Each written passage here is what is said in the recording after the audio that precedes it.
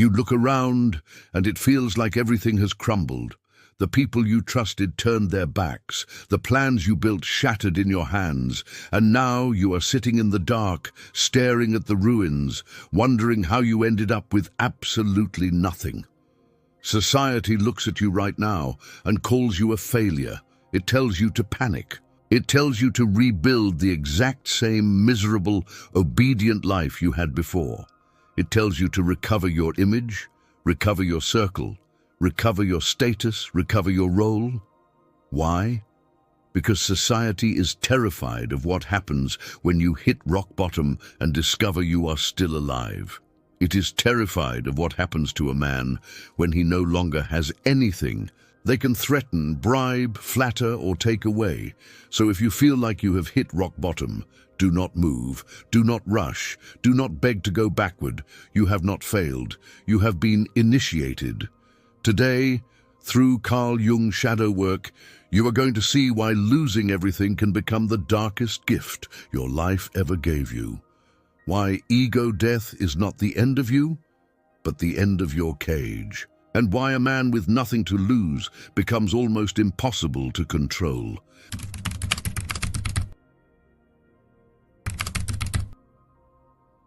That is the truth nobody told you when your world collapsed.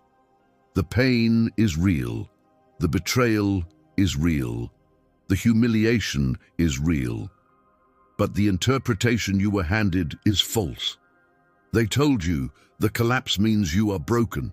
They told you the emptiness means you have been abandoned by life. They told you the answer is to rebuild faster, smile sooner, and patch together the exact same identity that was already suffocating you. But what if the worst thing that ever happened to you was actually a surgical strike by your own psyche to set you free? What if this was not random punishment, but a violent correction? What if the life that collapsed was never your throne, but your prison? This is the insight Carl Jung's shadow work forces you to confront. Sometimes the psyche does not whisper. Sometimes it demolishes. Sometimes the ego becomes so invested in fitting in, pleasing others, keeping status, maintaining appearances, and protecting attachments that only catastrophe can break its grip. That is why so many men hit rock bottom and mistake the event for pure destruction, when in reality it is also revelation. The relationship falls apart, and you see how much of your identity was rented from another person's approval. The career implodes, and you see how much of your dignity was chained to a title. The social circle disappears, and you see how many of those connections were built on convenience, not loyalty. You are not just grieving people, you are grieving illusions. You are not mourning the loss of your friends, you are mourning the illusion of who you thought they were. And that is why this moment feels so brutal. You are not only losing external things, you are watching internal lies die in real time. That is ego death. It is the collapse of the story that said, if I keep performing the right role, I will be safe. It is the collapse of the story that said, if I stay agreeable enough, useful enough, successful enough, lovable enough, I can avoid the knife. You cannot. Not forever. Sooner or later, the false structure cracks. In this video, you are going to understand the black stage Jung pointed to, the phase where the old identity dissolves. You are going to see why trying to rebuild too quickly often recreates the same trap. You are going to learn the immunity that appears when you have nothing to lose, and why dark psychology loses its grip on people who are no longer bargaining with fear. You are going to learn why starting from zero is not humiliation, but leverage. Why spiritual awakening often arrives disguised as collapse, and how to reconstruct a life that cannot be blackmailed by the same old threats. If these ideas resonate with you, hit that subscribe button for more top-tier content. Also, drop a 0 point in the comments so I know you're ready. Let's dive in. You keep calling it the end because that is what the ego calls every event it cannot control. But the ego is not a reliable narrator. The ego worships continuity. It wants the same contacts, the same image, the same routine, the same story, the same emotional contracts that kept you socially acceptable and inwardly imprisoned. So when life tears those things away, the ego screams, "I am dying." And sometimes it is telling the truth, but not the whole truth. It is dying. You are not.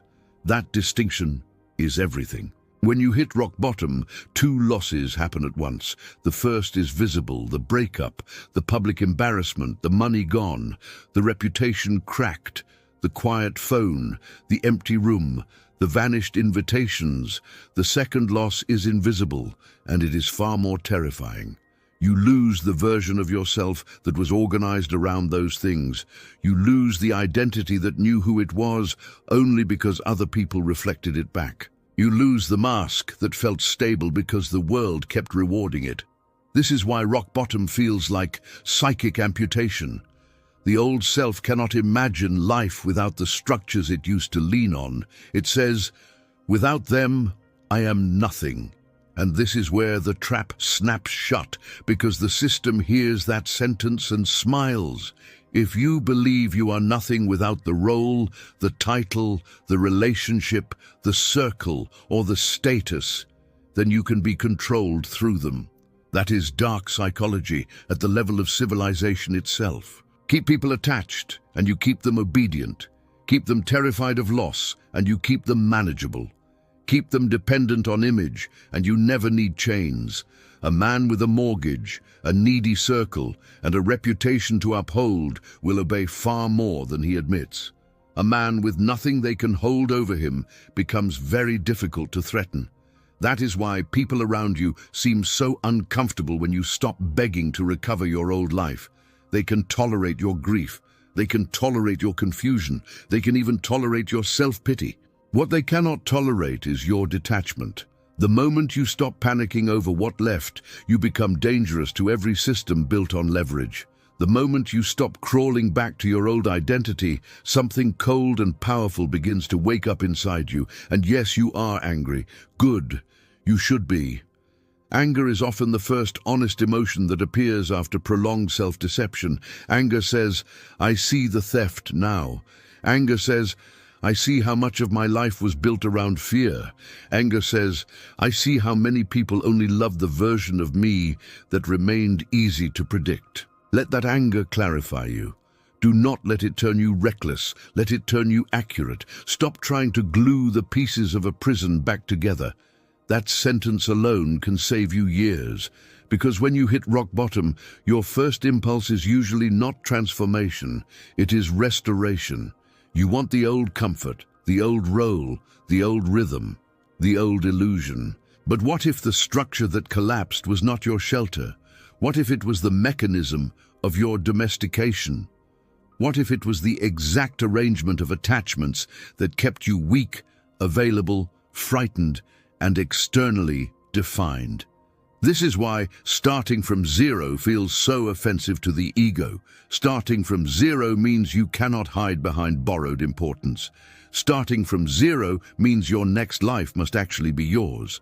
Starting from zero means every decoration is stripped away and only substance remains. No audience, no applause, no costume, no convenient identity. Just the raw question, who are you when there is nothing left to perform? That question terrifies most people because they know the honest answer would rearrange their whole life. They would have to admit that much of what they defended was never chosen consciously at all. It was inherited, imitated, feared into existence. But for you, this moment can become something else. It can become the first clean page you have seen in years. The ruin is not proof that you are cursed. It is proof that the old architecture could not carry the weight of truth any longer.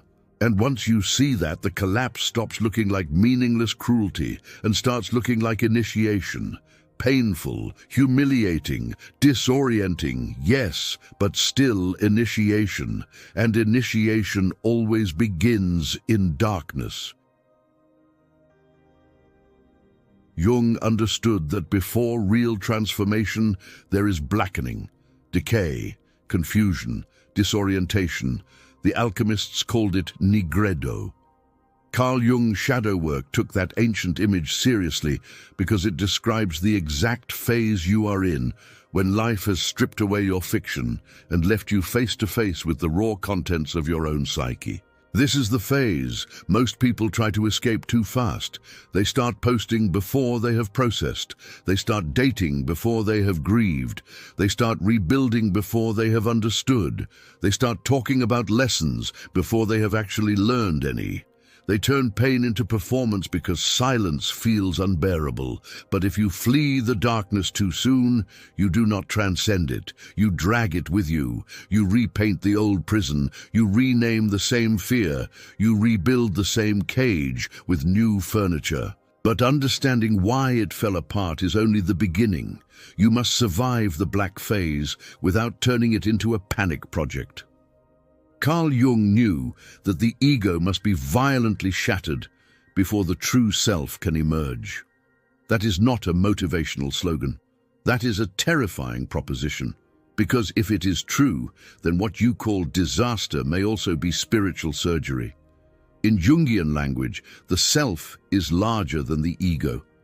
The ego wants security, recognition, continuity, comfort.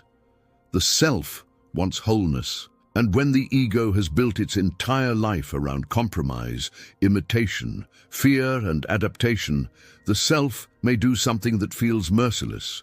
It may remove what the ego refuses to release. This is why spiritual awakening rarely looks spiritual in the beginning. It looks like loss. It looks like unemployment. It looks like divorce papers. It looks like social exile. It looks like an empty apartment and a shattered routine.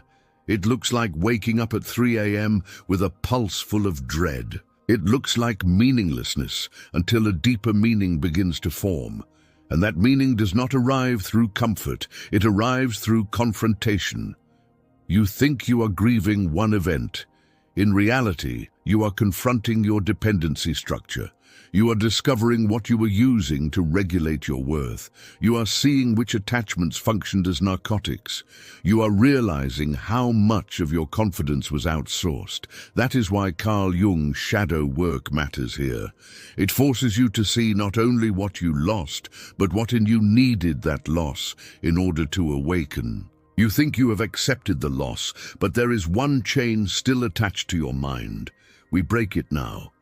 The chain is this: the belief that the old life was your highest possible life. It was not.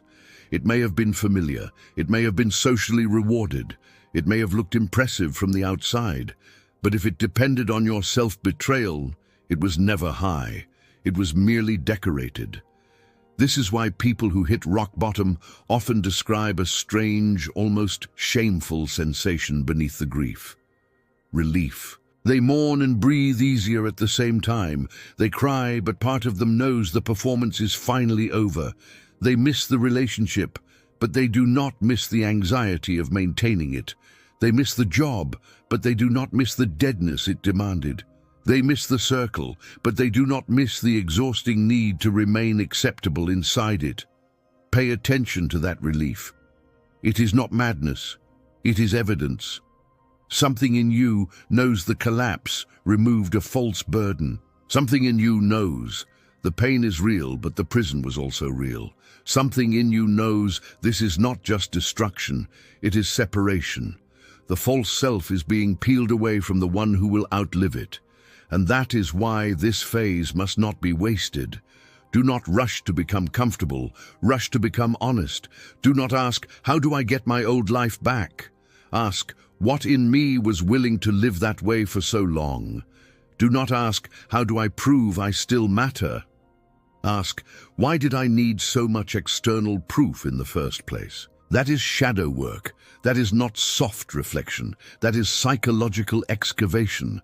The people who walked away from you did not all abandon the real you. Many of them abandoned the role you played in their emotional economy. Some needed you agreeable, some needed you useful, some needed you available, some needed you smaller than your potential.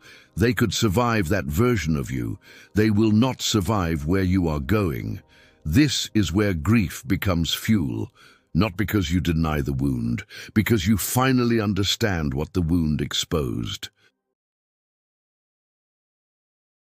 Now we go deeper, because the most dangerous mistake you can make is confusing your ego with your identity.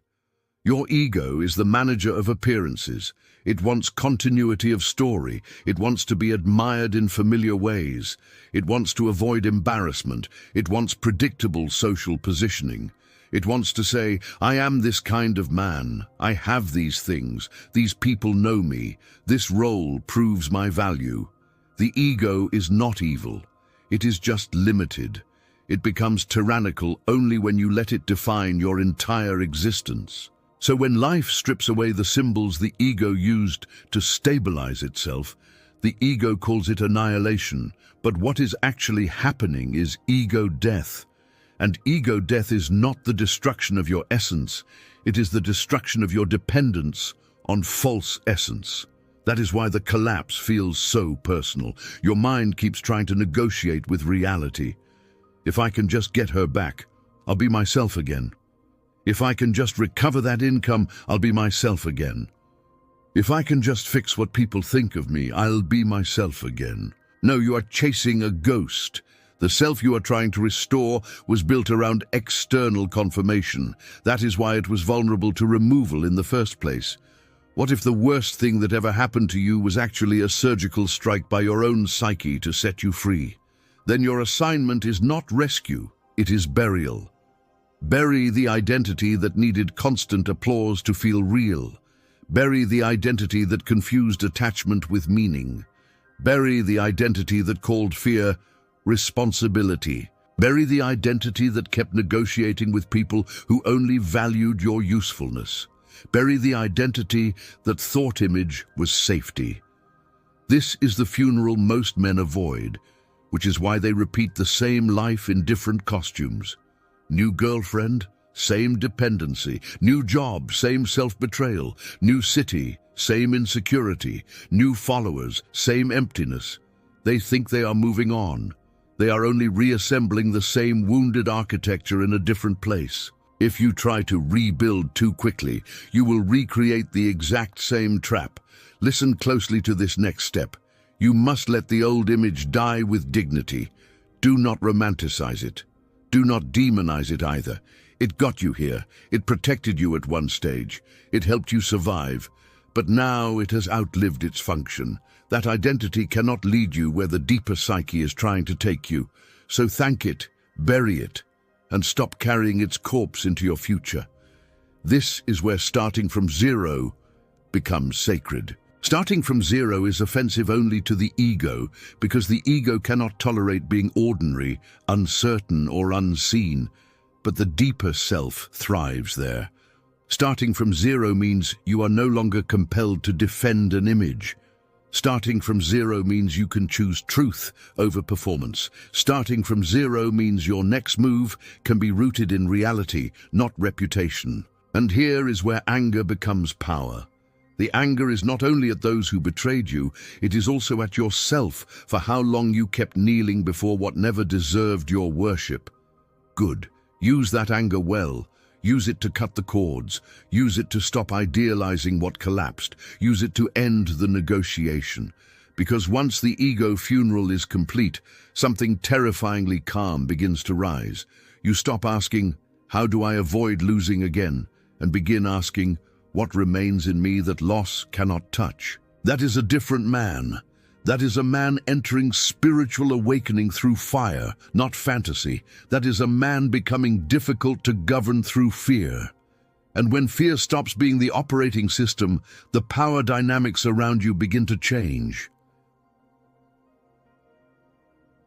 This is the phase almost nobody explains properly. They tell you to let go as if detachment is some soft, passive state. It is not. When done correctly, detachment is armor. It is leverage.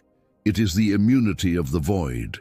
When you have nothing to lose, or more precisely, when you stop organizing your behavior around what can be taken from you, manipulation loses oxygen. That is the principle. Clean, brutal, liberating.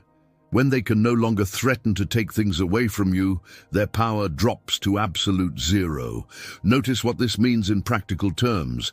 If a boss knows you will betray your values to protect a title, he can pressure you. If a partner knows you will abandon your dignity to avoid abandonment, they can pull your strings.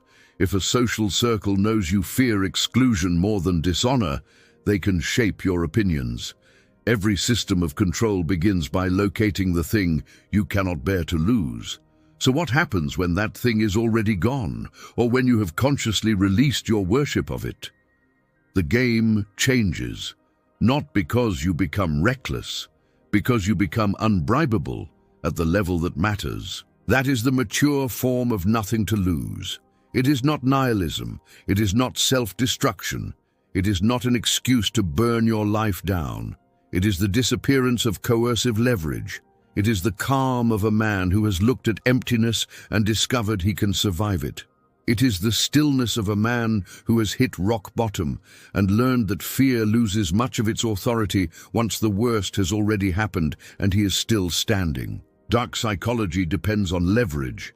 It depends on fear, status anxiety, attachment panic, guilt, shame, and the threat of withdrawal.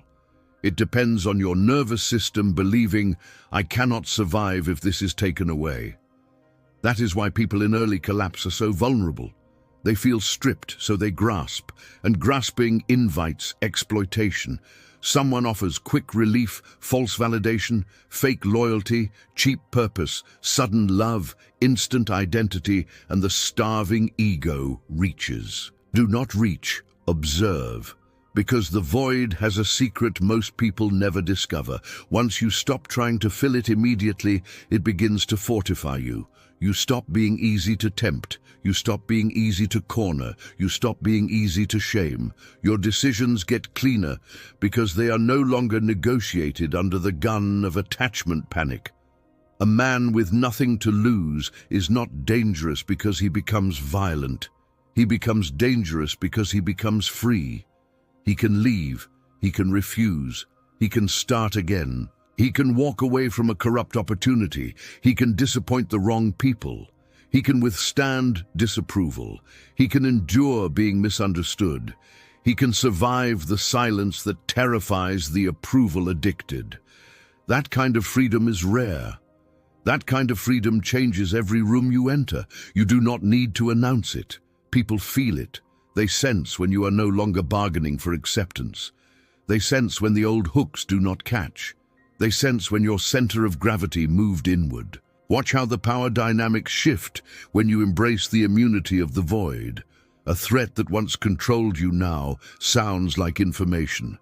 A rejection that once shattered you now reveals incompatibility. A loss that once looked like death now looks like filtration.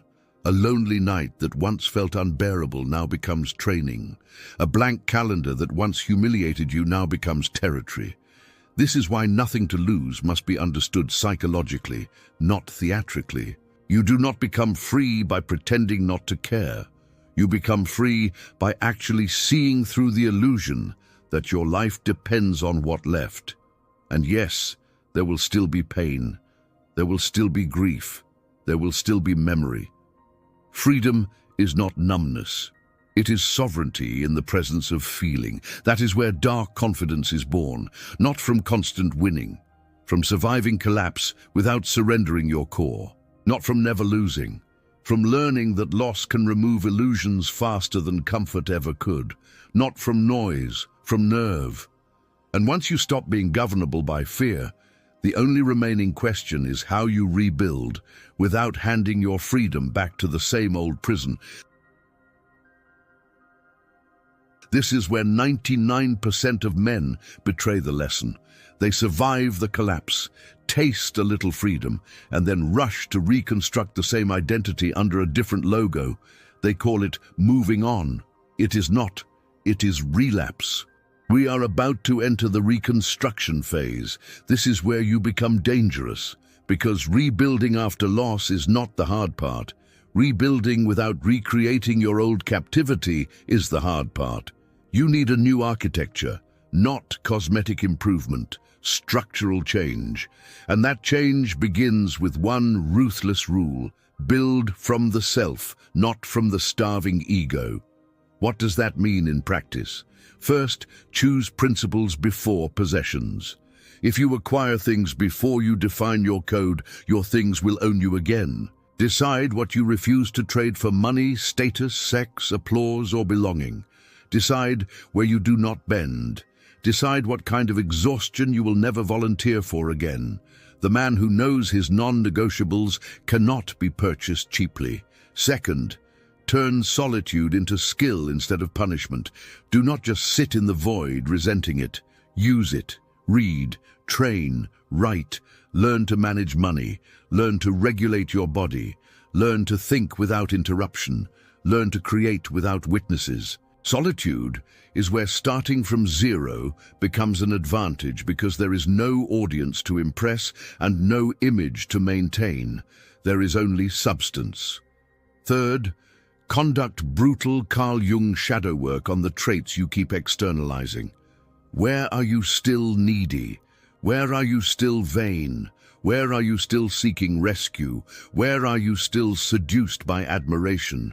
Where are you still making yourself available for crumbs because emptiness scares you? Do not answer politely.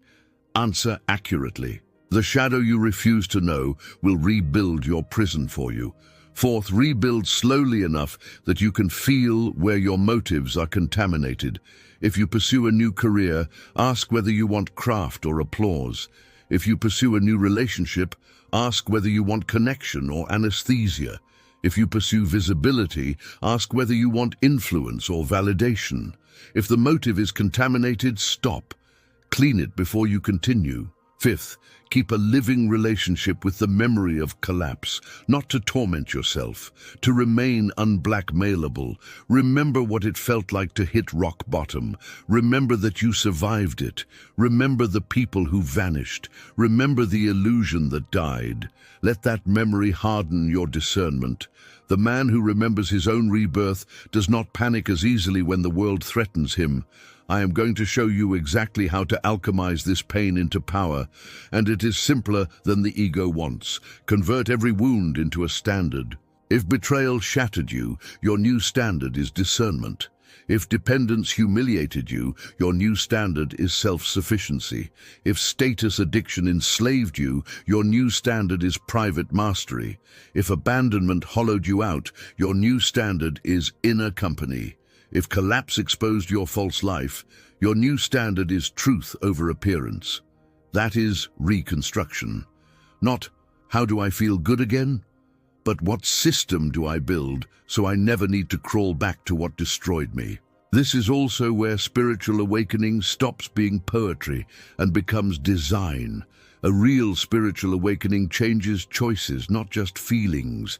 It changes what you chase, what you tolerate, what you reveal, what you fear, what you serve. It makes you less dramatic and more exact, less desperate and more deliberate, less attached to image and more committed to essence.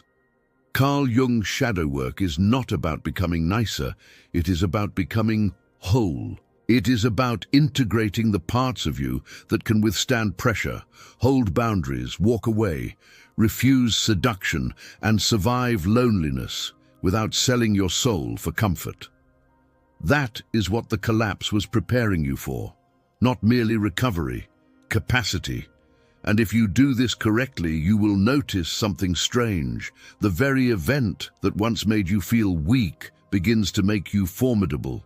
Starting from zero becomes cleaner than winning with corruption. Ego death becomes cleaner than living a lie. Hit rock bottom enough times consciously, and fear loses its mythology. You stop worshipping stability and start respecting truth. At the very end of this journey, there is one anchor that ensures you never fear failure the old way again. But before that, Absorb the central law. Do not rebuild what you were rescued from. You are not here to restore your former life. You are here to outgrow it. You lost what could be taken. Now build from what cannot. You were not destroyed. You were stripped. And there is a difference. What collapsed around you was not proof of your worthlessness. It was proof that false structures eventually fail under the pressure of a deeper truth. You began in betrayal, staring at the ruins, convinced the darkness meant extinction. Then came recognition. You saw that you were not only grieving people, jobs, or status. You were grieving illusions, attachments, and the old image that depended on them. Then came anger, and that anger showed you what had been stolen from you for years, your freedom. Then came validation. Yes, it hurt. Yes, it was humiliating. Yes, some of what fell apart mattered. But pain does not mean the old structure was sacred. Then came permission. Permission to stop idolizing what collapsed. Permission to stop rebuilding a prison because it once looked like home. And now comes weaponization. The understanding that nothing to lose is not emptiness. It is leverage. It is immunity. It is the death of coercive power over your life. And from that comes invincibility, not because nothing bad will ever happen again, but because you no longer confuse loss with annihilation. That is the awakening. That is the darker version nobody sells, because it cannot be packaged as comfort. It is not soft. It is not sentimental. It is not a promise that the universe will replace everything neatly and on your schedule. It is much more valuable than that. It is the realization that once you have survived ego death, starting from zero, and the shame of having hit rock bottom, the world loses many of its favorite weapons against you. So here is the final challenge. Embrace the absolute freedom of the void. Stop begging life to return what it removed. Stop bargaining with the corpse of your old identity. Stop trying to make the prison feel cozy. If you truly understand this, then you will stop measuring yourself by what left and start measuring yourself by what remains unowned inside you. And here is the psychological anchor that ensures you never fear failure again in the old way. When panic rises, say this internally, slowly, without drama.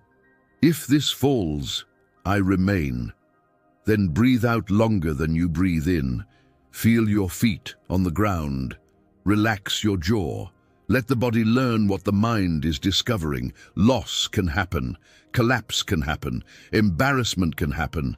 Endings can happen. And still, you remain. Practice that until your nervous system believes it. That is how you turn philosophy into nervous system truth. If this hit you at the level it was meant to, comment the 0 point. Comment the 0 point if you are done worshipping what can be taken. Comment the 0 point if you are ready to turn rock bottom into solid ground. Comment the 0 point if you are done mistaking collapse for defeat. And if you want more of this, subscribe, not for comfort, for clarity, for the kind of Carl Jung shadow work, dark psychology, and ruthless psychological discipline that turns pain into structure instead of spectacle. This is for men who are done performing stability while rotting underneath. This is for men who understand that spiritual awakening is not incense and slogans.